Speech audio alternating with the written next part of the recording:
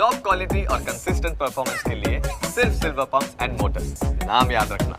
બનાસકાંઠાના ડીસા તાલુકાના ખેડૂતોને મોટી ભેટ મળી છે। ડીસા તાલુકાના ખેડૂતો માટે નર્મદાનું પાણી છોડવામાં આવ્યું છે। સીપુથી કનેક્ટ કેનાલમાં થરાદથી પાઇપલાઇન દ્વારા નર્મદાનું પાણી પહોંચાડાતા ખેડૂતોમાં ખુશીનો માહોલ છે।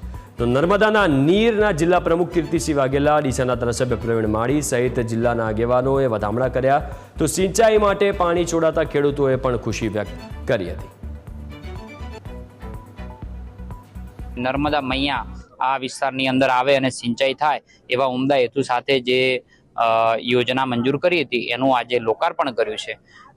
જે નરેન્દ્રભાઈ કહે છે કે અમે ખાતમુહૂર્ત પણ અમે કરીએ છીએ અને લોકાર્પણ પણ અમે જ કરીએ છીએ, એવા જ એક યોજનાના ભાગરૂપે આજે નર્મદા મૈયાના વધામણા કરવા માટે જિલ્લાના અધ્યક્ષ શ્રી કીર્તિસિંહ વાઘેલાજીના હસ્તે વરદ હસ્તે કર્યું છે અને જિલ્લાના સૌ આગેવાનો આની અંદર જોડાયા છે, ખેડૂતો જોડાયા છે અને સાચા અર્થની અંદર ભારતીય જનતા પાર્ટીની સરકાર ખેડૂતોની સરકાર છે આજે સાર્થક થઈ છે।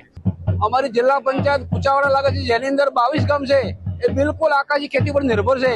ગુજરાત સરકારને ખૂબ ખૂબ અભિનંદન આપું છું કે નર્મદાના નીર અમને નેવાના પાણી મોબાઈલ ચડી અને આજે બતાવી આપ્યા। તમે ખેડૂતો જોઈ શકો છો, ખેડૂતોની ખુશી પણ જોઈ શકો છો। હજારો ખેડૂતો આવ્યા છે જોવા માટે અને ભારત સરકાર મોદી સાહેબનો અને પ્રવીણભાઈ માળી સાહેબનો ખૂબ ખૂબ આભાર। આ વિસ્તારમાં નર્મદાનું નીર આવ્યું બરોબર, અને પ્રવીણભાઈ માળી સાહેબ અને ભાજપ સરકારનો ખૂબ આભાર અને હવે કાયમ ચાલુ રાખો એવી વિનંતી।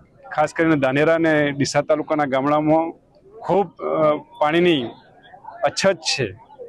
આ વિસ્તારની ખૂબ લાગણીને માંગણીને ધ્યાનમાં રાખીને રાજ્ય સરકાર દ્વારા આ વિસ્તારની અંદર પણ કેનાલના માધ્યમથી લગભગ 15 કરોડથી પણ વધારેના ખર્ચે અને મુખ્ય યોજના 550 કરોડના યોજનાના ખર્ચે પૂર્ણ કરી આ વિસ્તારને ખાસ કરીને પાણીથી અછતવાળા વિસ્તારને પાણી પહોંચાડવાનું જે કામ કર્યું છે એ બદલ દેશના વડાપ્રધાન આદરણીય શ્રી નરેન્દ્રભાઈ મોદી સાહેબ, રાજ્યના મુખ્યમંત્રી શ્રી ભૂપેન્દ્રભાઈ પટેલ સાહેબની સરકારને હું અભિનંદન સહ આભાર વ્યક્ત કરું છું।